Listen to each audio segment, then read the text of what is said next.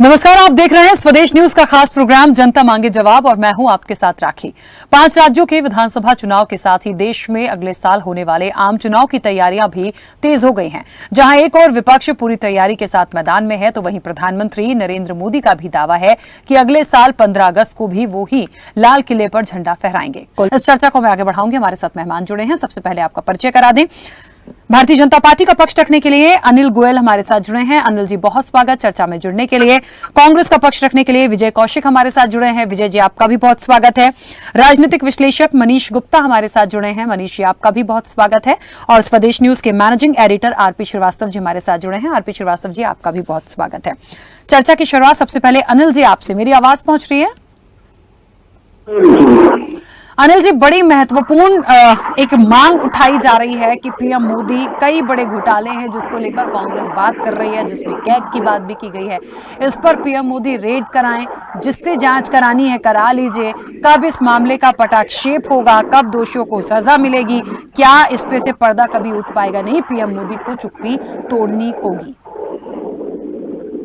देखो, सही बात यह है कि आज देश आगे बढ़ रहा है और उससे ध्यान बटाने के लिए ये इस तरह के आरोप लगा रहे हैं। हमारा तो स्पष्ट कहना है कि अगर इन आरोपों में कहीं भी कोई बात है तो ये अपनी बात को माननीय अदालत में जाएं, धरना दें, प्रदर्शन करें, अपनी बात को आगे रखें। ये अपना कांग्रेस अपना काम करे, लेकिन इनका जो घमंडिया गठबंधन है, जिस तरीके से दिल्ली के अंदर केजरीवाल का इनकी पूछताछ दिखाई दे रही है, जिस तरीके से एनसीपी के शरद पवार की स्थिति की डावाडोल बनी हुई है, इन सबका इनका जो घमंडिया गठबंधन टूटने के कगार पर है, उसका ध्यान बटाने के लिए इस तरह का इन्होंने एक तरीका करा है। और ये भ्रष्टाचार की बात करें, सोचिए कहा कि दिल्ली हज को चली, यानी ये वो भ्रष्टाचार की बात करें जो राहुल गांधी भी जमानत पर बाहर है, सोनिया गांधी भी जमानत बाहर है, और भ्रष्टाचार के मामले के अंदर ही। और ये भ्रष्टाचार की बात करते हैं, केजरीवाल इनकी गठबंधन में शामिल है, कितना बड़ा भ्रष्टाचारी है। लालू यादव चारा घोटाले के अंदर भ्रष्टाचार भी इनकी सरकार में जेल में जा चुका है, और वो आज इनके गठबंधन में शामिल है। ममता बनर्जी बंगाल के अंदर आप ये देख रहे हैं कि कितना ज्यादा तुष्टीकरण करने के बाद में देश को बर्बाद करने में तुले वो इनके गठबंधन में शामिल है। तो आज जो प्रधानमंत्री जी ने जो आह्वान किया है कि देश परिवारवाद से छुटकारा चाहता है, देश भ्रष्टाचार से छुटकारा चाहता है, देश तुष्टीकरण से छुटकारा चाहता है, और इन सब बात को सुनकर के निश्चित तौर पर इनके अंदर बौखलाहट है, और बौखलाहट के अंदर इस तरह के अनर्गल आरोप लगा करके ये अपनी बौखलाहट सिद्ध करना चाहती है। हम तो बड़ा स्पष्ट कह रहे हैं कि अगर किसी भी कोई सच्चाई है तो ये अपनी कानूनी कार्रवाई करें। आगे जो इनको नेता विरोधी दल होने के नाते जो इनका काम है वो काम करें, लेकिन जनता समझ चुकी है पूरी तरीके से कि ये खुद भी कितने भ्रष्टाचार में लिप्त हैं। अगर हम कांग्रेस के टाइम के भ्रष्टाचार को गिनना शुरू करेंगे तो सुबह से शाम हो जाएगी, और कितने उन्होंने घोटाले करे। उन घोटालों के ऊपर आज तक ये एक शब्द बोलने के लिए तैयार नहीं है। लेकिन क्योंकि हम साफ कह रहे हैं कि हम भ्रष्टाचार विरोधी हैं, हम भ्रष्टाचार को पनपने नहीं देंगे, हम तुष्टीकरण को पनपने नहीं देंगे, हम परिवारवाद को पनपने नहीं देंगे। तो फिर कैग घोटाले में जो आरोप लगे हैं, जो कैग घोटाले में अनिल जी आरोप लगे हैं, उसके बाद क्या? सवाल तो यही उठ रहा है। मैंने जो आपसे बात की, कैग के घोटाले में जो भी सुप्रिया जी ने कहा है, अगर वो बातें ठीक है तो वो उसके खिलाफ, उसके फेवर में या उसके खिलाफ जहां भी जो कार्रवाई कर सकते हैं करे। इनको किसने रोका है? इनको कोर्ट में जाने से किसी ने नहीं रोका, इनको धरना प्रदर्शन करने में किसी को नहीं रोका, इन्हें रैली निकालने के अंदर किसी को नहीं रोका। क्या एक टीवी पर बयान देकर के ये राजनीति करेंगे? ठीक है, आप एक बात बताएं कि ये तरफ कोई भी मनगढ़ंत बात करके जनता को गुमराह करके और चीजों को भड़काना चाहेंगे क्या ये? ठीक है, चलिए अनिल जी वापस आती हूँ। अनिल जी, देखिए कुल मिलाकर बात यही आ रही है कि समय की बात है। जैसे कि आरपी श्रीवास्तव जी ने भी बोला, इस पूरे मामले में तमाम घोटाले को सबको एक साइड रखें, लेकिन जिस तरीके से कैग की बात हुई है, ये बात जो निकल कर आई है, इस समय पर आई है, तो यहाँ पर सवाल सबसे बड़ा वही है कि पीएम मोदी को इस पूरे बारे में बात करनी चाहिए और करनी होगी, क्योंकि चीजों को यदि क्लियर नहीं करेंगे तो फिर विपक्ष आपको छोड़ेगा भी नहीं। रुचि जी एक बात बताइए, अगर चोर दूसरे पर चोरी का आरोप लगाए तो उसकी बात कितनी विश्वसनीयता साबित होती है? कांग्रेस के भ्रष्टाचार की सीपीओ अगर लिस्ट पढ़ने लगे तो इतनी बड़ी लिस्ट है कि जिसका कोई तोड़ नहीं।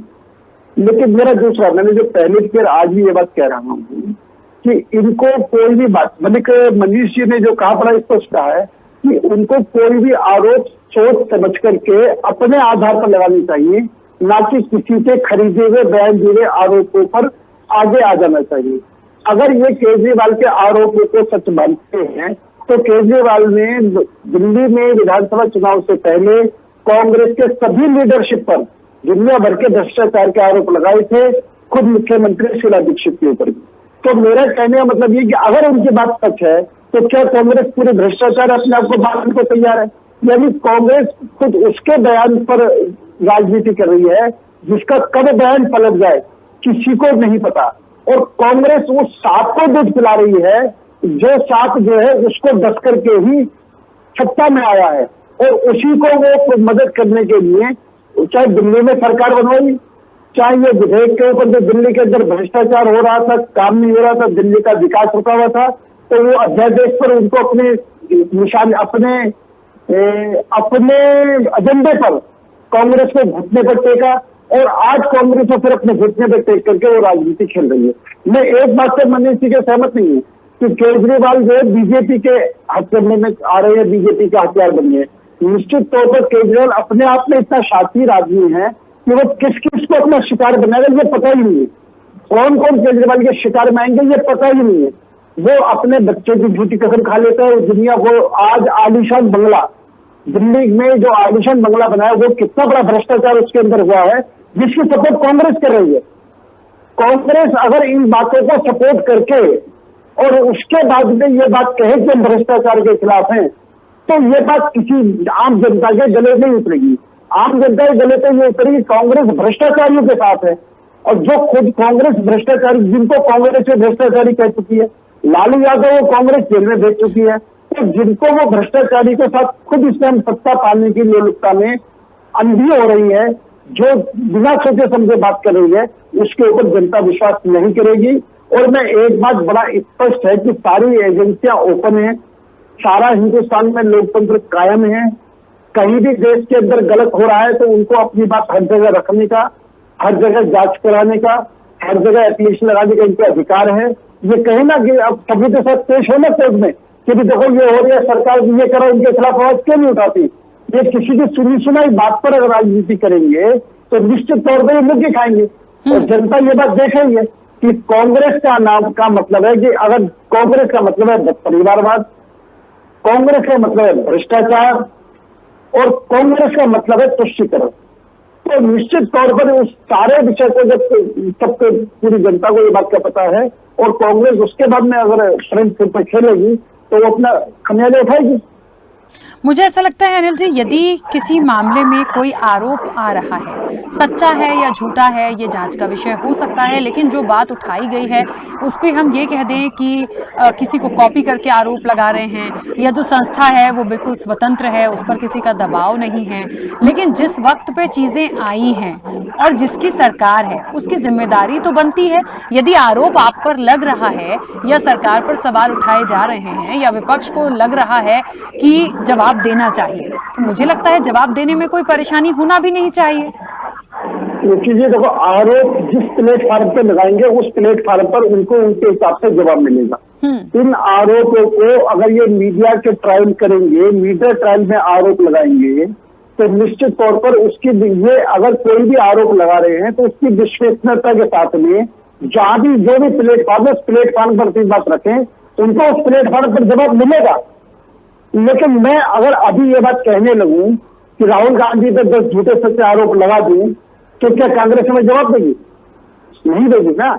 तो मेरा कहने मतलब ये कि अगर इनके आरोपों में सच्चाई है, इनके आरोपों में कहीं से कहीं तक कुछ है, तो जो उचित प्लेटफॉर्म वहां पर बात रखें और उसके में जो भी उचित कार्रवाई होगी वो होगी। ठीक है, उसके अंदर कहीं से कहीं कोई किंतु परंतु नहीं है। लेकिन सिर्फ राजनीतिक रोटियां सेकने के लिए, जनता को गुमराह करने के लिए 2024 का चुनाव है, इस बात के अंदर मनगढ़ंत बातों को घेरने के लिए जनता को ये भड़काना चाहेंगे तो निश्चित तौर पर ये अपने पैरों में खुद कुल्हाड़ी मार। चलिए, मुझे तो ऐसा लग रहा है कि अभी तक जिन घोटालों का जिक्र हो रहा था, कोयला घोटाला हो, तमाम घोटाले जितनी भी हमने जिक्र करा, जितनी भी अभी कांग्रेस जिक्र कर रही थी, यहाँ पे इस पूरी चर्चा में जो मैं सुन रही हूँ, जवाब जो आ रहे हैं, उसमें एक बड़ा सवाल ये भी हो गया है भारतीय जनता पार्टी की तरफ से कि पहले तो आप ये साबित कर दो कि हम इसमें इन्वॉल्व हैं या हम नहीं हैं। तो ये जो रिपोर्ट आई है उसमें इतनी बातें कैसे आ गई, उसमें जो इतने आंकड़े आ रहे हैं वो कैसे आ गए, ये भी बड़ा सवाल है। अब यहाँ पे ये समझ में नहीं आ रहा कि कौन सच्चा है कौन झूठा है राजनीतिक दल में। केजरीवाल सच बोल रहे हैं, या कांग्रेस सच बोल रही है, या बीजेपी सच बोल रही है, या फिर कैग की रिपोर्ट झूठी है। अब ये भी एक बड़ा सवाल हो गया है। तो मुझे लगता है बहुत स्पष्ट रूप से इस पर बात होनी चाहिए। मुझे ऐसा लग रहा है कि अब हम इस चीज को छोड़ दें कि विपक्ष की जो डिमांड है, या विपक्ष को लगता है कि पीएम मोदी चुप्पी तोड़े, उनको जवाब देना होगा, बात करना होगा। और आपने भी कहा था कि हमने कुछ किया नहीं है तो हम क्यों जवाब देंगे, जबरदस्ती का इल्जाम हम क्यों अपने सिर लेंगे। लेकिन यदि कैग की रिपोर्ट है, और जिस तरह से अभी आरपी श्रीवास्तव जी ने भी कहा कि जिम्मेदारी यदि सरकार की जांच कराने की है, तो उस दिशा में कोई काम हो सकता है, या हो रहा है, या करने की सोची गई है। स्पष्ट है, सरकार हर पहलू पर लगातार काम कर रही है। वो कहीं भी भ्रष्टाचार की बात आती है उससे पीछे हटने को तैयार नहीं है, वो उसकी जांच हर तरह से करती है।